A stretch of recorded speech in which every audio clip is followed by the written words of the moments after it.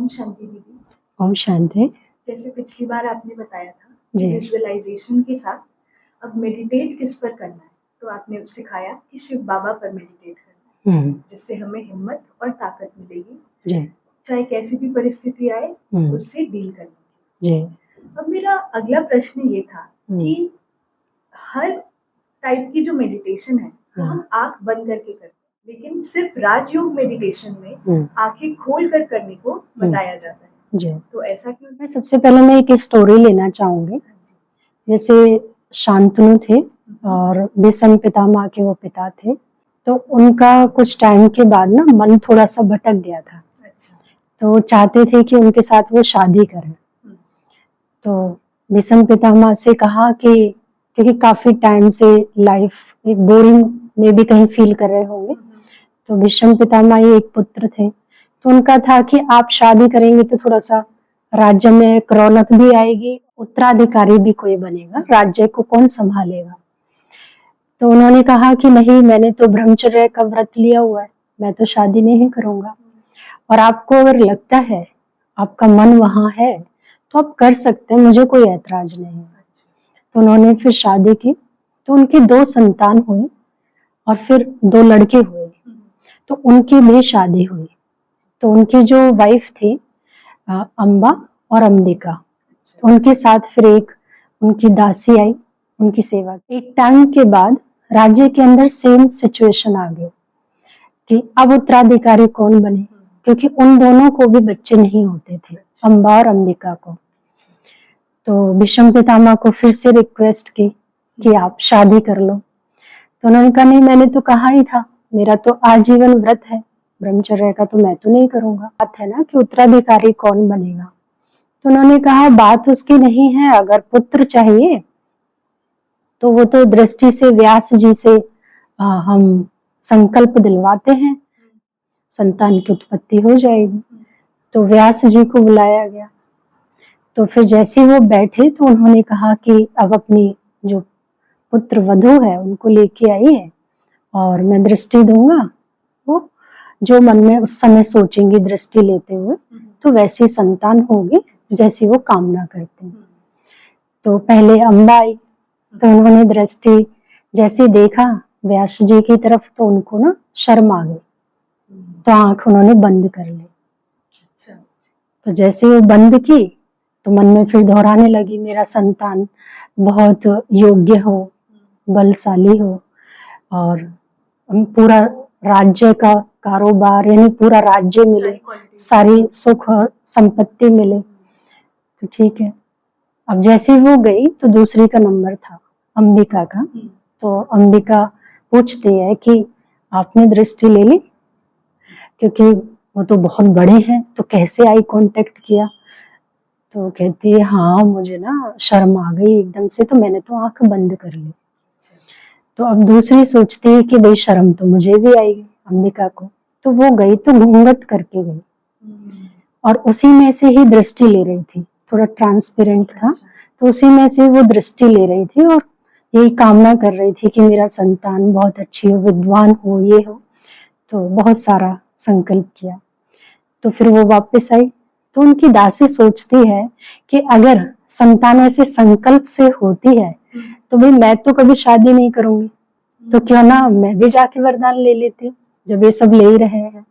तो वो गई और सीधा जाकर के आई कांटेक्ट किया। अच्छा, वो आंखें बंद नहीं की? उसने नहीं की, पुत्र की कामना करती रही, बहुत विद्वान हो, शक्तिशाली हो, सारे संसार का ज्ञान हो, अलग ही एक दिव्य दृष्टि हो, तो ऐसे करके वो बोल रहे थे। व्यास जी ने भीष्म पितामह को कहा कि जो पहले अम्बा को जो संतान होगी वो राज्य भाग्य मिलेगा, वैभव मिलेगा, लेकिन अंधी होगी। दूसरी को संतान होगी, उनको राज्य तो मिलेगा लेकिन राज्य के पीछे रहेंगे, भटकते रहेंगे, बहुत मेहनत करनी पड़ेगी तब कोई राज्य मिलेगा। तो वो थे 5 पांडव। तो वो देखा जाए तो वनवास में ही थे, जंगल में थे वो। और तीसरी को जो मिलेगा बच्चा वो बहुत विद्वान होगा और वो थे विदुर, है ना। तो देखिए दृष्टि से शास्त्रों में भी ये बताया गया है कि इतनी पावर होती है और आप खुली आंखों से जो संकल्प करते हैं वो आपके 100% पूरे होते हैं, है ना। बहुत अच्छा। तो सबसे पहले तो इसका यही है। दूसरा इसका मीनिंग है, जब आप खुली आंखों से करते हैं, तो जैसे हमारे शरीर में जब आप किसी गुरु के पास जाते हैं तो आशीर्वाद मांगते हैं, तो यानी यहाँ से 10% एनर्जी पॉजिटिव निकलती है। और कभी कभी आप पैर छूते किसी गुरु जी के, तो यानी यहाँ से भी एनर्जी 10% निकलती है। 80% एनर्जी हमारी आंखों से आती है और जाती है। हम किसी को भी जैसे दृष्टि दे सकते हैं, जैसे यहाँ पे भोग लेते हैं तो वो भी दृष्टि दे के ही हम खाते हैं, या कई बार हम एक दूसरे को दृष्टि देते हुए मेडिटेशन कर सकते हैं। तो उसमें आपके विचारों में एकाग्रता आती है खुली आंखों से। तो 80% एनर्जी, जैसे मेरे पास सपोज मैं बहुत प्योर हूँ और आपके साथ कोई सिचुएशन चल रही है, आप बहुत परेशान हैं, बस 5 मिनट आप आई कांटेक्ट करें, मैं मेडिटेशन के वाइब्रेशंस आपको दूं, तो आपका मन शांत हो जाएगा। तो दुनिया में तो कई बार यही कहते हैं कि भाई उनकी आंखों में मत देखना, है ना। ब्रह्मा कुमारी हिप्नोटाइज कर लेती है। आंखों में ऐसे अगर देखने से होता तो फिर तो हम यही काम करें, इतना जो ज्ञान सुना रहे हैं या इतनी मेहनत कर रहे हैं, सेवाएं कर रहे हैं, फिर तो ये हम कुछ ना करें। तो दृष्टि का अपना एक महत्व है। मुझे लगता है जैसे दृष्टि आप कह रही हैं कि बहुत पावरफुल होती है और किसी से हम ले तो हमें वो अच्छी वाइब्रेशंस आ जाती है, लेकिन वो भी हमें देखना चाहिए हम किससे ले। पर्सन से ले लिया जो हमारे बारे में अच्छा ना सोचे, तो फिर उसका बुरा प्रभाव भी पड़ सकता है। राइट, वो फिर खींच भी सकता है ना, तो एनर्जी को वाली चीज हो सकती है, वो हो सकती है। और दृष्टि आप देखेंगे तुरंत पता भी चलता है दृष्टि से ना, भाव सामने वाला आपसे बात करना चाह रहा है या आप उनको गुस्सा आ रहा है या कोई गलत इंटेंशन, ये गलत कोई इंटेंशन है, तो सब आंखों से छलकता है ना। आंखें बताती है क्योंकि यही वो आत्मा रहती है। आंखें बातें करती है। हाँ, आंखें बातें करती है क्योंकि आत्मा का निवास स्थान यही है। तीसरा इसमें अगर हम देखें, दृष्टि जब हम ध्यान करते हैं और खुली आंखों से जब ध्यान करते हैं तो उसमें एकाग्रता ज्यादा बनी रहती है। आंख बंद करके जब आप करते हैं तो थोड़ी देर तो ध्यान टिका, उसके बाद बहुत सारे विचार आपको घेर लेते हैं। और अगर अर्ली मॉर्निंग ऐसे आंख बंद करके करें तो कभी कभी नींद भी लग जाती है। नींद भी लग जाती है, हाँ। तो आंखें खोल करके एक तो नींद नहीं आएगी जो आपने कहा, दूसरा एकाग्रता बनेगी आपकी। लेकिन आंखें जब खोल रहे हैं तो कोई एक बिंदु फोकस के लिए, जैसे यहाँ पर ये बिंदु है तो सभी सेंटर्स पर है, और या फिर आप मन में विजुलाइज करें बिंदु को। अब हर जगह तो आप बिंदु लेके नहीं जाएंगे, तो जैसे हम ऑफिस में या कहीं भी ट्रेवल कर रहे हैं, काम तो हम खुली आंखों से करते हैं, बंद आंखों से नहीं करते। आप देखो अपने किसी को भी याद करते हो तो खुली आंखों से करते, ऐसे तो बंद करके तो पापा मम्मी को याद नहीं करेंगे। और शिव बाबा भी हमारे माता पिता समान ही है। तो मुझे भी ये लगता है दीदी एक पॉइंट कि हम आंखें खोल के इसलिए करते हैं राजयोग मेडिटेशन, क्योंकि जैसे हम अपने पेरेंट को याद कर रहे हैं, इसमें आंख बंद करने की क्या जरूरत है। खुली आंखों से हम कहीं भी उन्हें विजुअलाइज करके याद कर सकते हैं, चाहे काम कर रहे हो चाहे अपने घर पे हो। तो उससे एक लगता है कि कोई हमारे साथ है, हम अकेले नहीं है, तो डर नहीं लगता। और आंखें खोल के एक और फायदा है कि जब आप आंख खोल के ध्यान कर रहे हैं तो कुछ टाइम के बाद, यानी स्टार्टिंग में तो आपको बहुत मेहनत करनी पड़ेगी क्योंकि बहुत सारे दृश्य आपको नजर आएंगे, वहां से अपने माइंड को हटाना। तो जैसे आंखें खुली हुई हो और श्वासों पर भी आपका ध्यान हो, तो चलते फिरते एक तो श्वासों की भी साधना हो गई और आपका वैसे भी ध्यान उसमें एकाग्र हो जाएगा ना।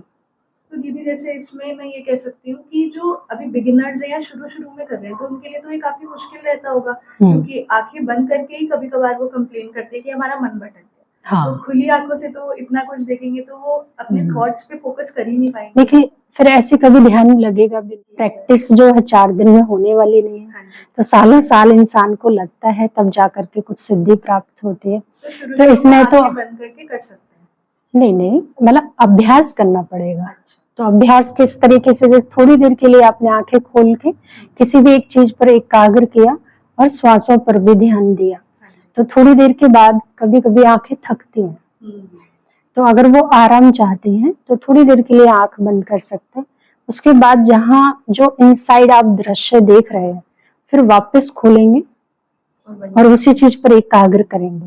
तो धीरे धीरे प्रैक्टिस करनी है, बंद करो फिर खोलो। एक विचार लेके बैठ सकते हैं, तभी हो पाएगा। जैसे कहा कि श्वासों पे पॉइंट ऑफ लाइट है सामने, या आप कोई चीज को विजुलाइज कर सकते हैं, क्योंकि हर जगह तो आप फोटो नहीं ले सकते, या आपके कोई भी इष्ट देव हो, आप उनकी एक छवि होती है। जैसे हम अपने किसी भी दोस्त को अगर याद करें, या कोई अपने घर का कोई ऐसा सदस्य है बहुत ज्यादा आपके क्लोज है, लेकिन अब वो कहीं दूर रहते हैं, तो उनके साथ के बिताए हुए जो पल, तो कैसे उनकी छवि, वही भाव कैसे सामने आ जाता है, और हमारे चेहरे पर भी वही स्माइल आ जाती है ना, जो उस समय फील कर रहे थे। तो ऐसे हम परमात्मा के साथ भी वो फील कर सकते हैं, बॉन्ड वैसा बना है।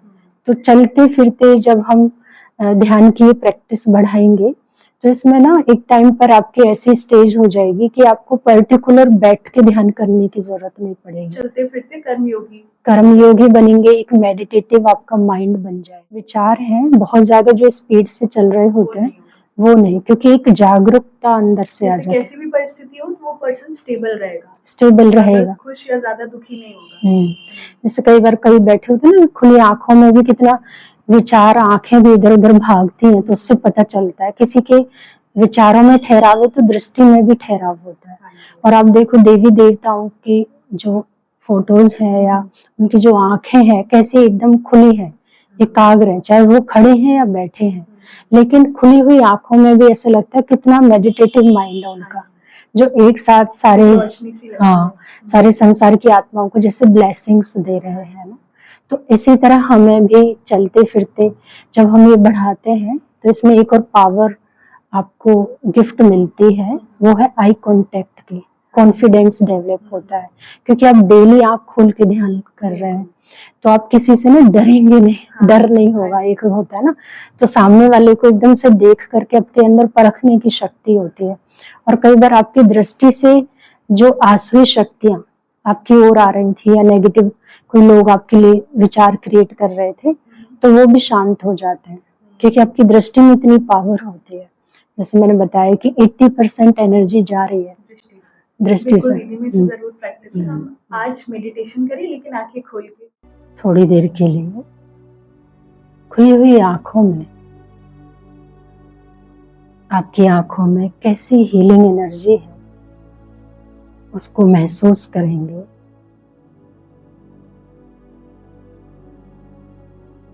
अपनी आंखों के भाव जानेंगे। क्या आपकी आंखों से शांति के वाइब्रेशंस निकल रहे हैं? आंखें खुली रहें और श्वासों पर ध्यान दीजिए। क्या खुली हुई आंखों में अपने श्वासों को आप महसूस कर सकते हैं?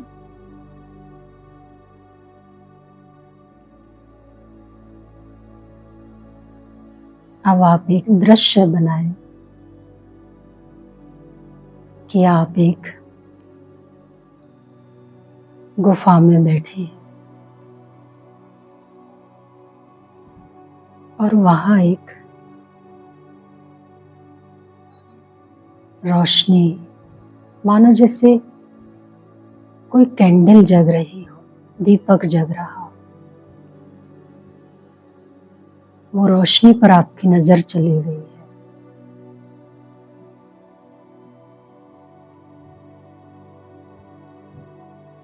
और ये दीपक शिवलिंग के सामने जग रहा है। इस गुफा में शिवलिंग है और उनके सामने दीपक जग रहा है।